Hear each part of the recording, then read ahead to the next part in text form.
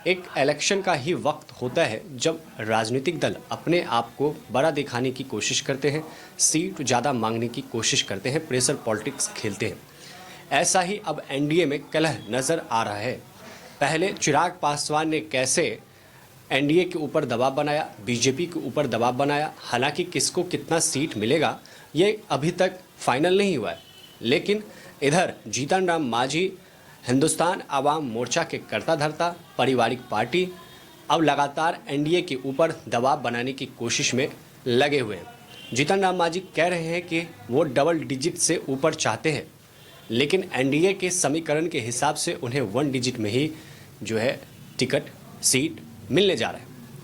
लेकिन जीतन राम मांझी ने कहा है कि हमें अब 10 साल से ऊपर हो गए और ऐसे में अब हमें राष्ट्रीय स्तर पर काम करने की ज़रूरत है और हमको पूरे देश में ले जाने की ज़रूरत है। हमारा जनाधार ज़्यादा है, लोग हमें जानते हैं, लेकिन क्या जीतन राम मांझी सच्चाई को छुपा रहे हैं और क्या जीतन राम मांझी सच्चाई से अनजान है?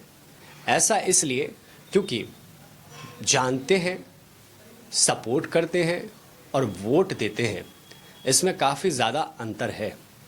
हालांकि जीतन राम मांझी ये कह रहे हैं कि इस बार यदि 15 सीट से ऊपर नहीं आता है तो वो अकेले 100 सीटों पर चुनाव लड़ेंगे, लेकिन ये सिर्फ एक प्रेशर पॉलिटिक्स है।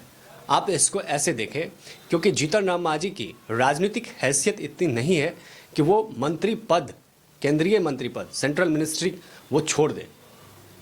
आप सभी जानते हैं कि अभी एनडीए सरकार में मंत्री पद उनको मिला हुआ है। अभी तक का तो सबसे बड़ा सवाल यही है कि एनडीए में अगर उनको अपने मन मुताबिक सीट नहीं मिलता है तो क्या एनडीए को छोड़कर अकेले चुनाव लड़ने के हिम्मत में है या सिर्फ एक बयानबाजी है जैसे चुनाव के वक्त होता है?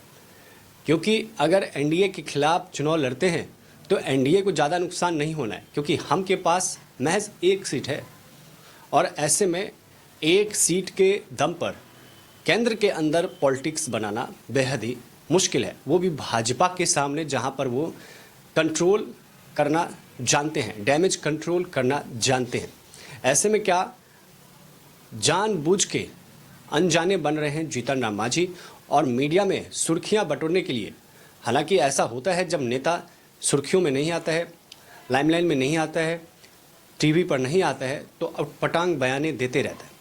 तो क्या उसी की आदतन जो नेताओं में होता है, जीतन राम मांझी उसे के अब वो शिकार हो गए हैं और क्या इसीलिए वो मीडिया में आकर कह रहे कि 15 सीट 20 सीट नहीं मिला तो वो फिर अकेले चुनाव 100 सीटों पर लड़ेंगे, देश में राष्ट्रीय पार्टी बनाएंगे।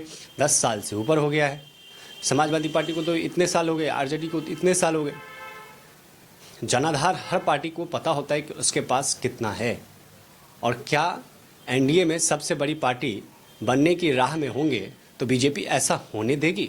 ये भी एक बड़ा सवाल है। और क्या इससे अनजान होकर जनता को गुमराह करने में लगे हुए हैं जीतन राम मांझी?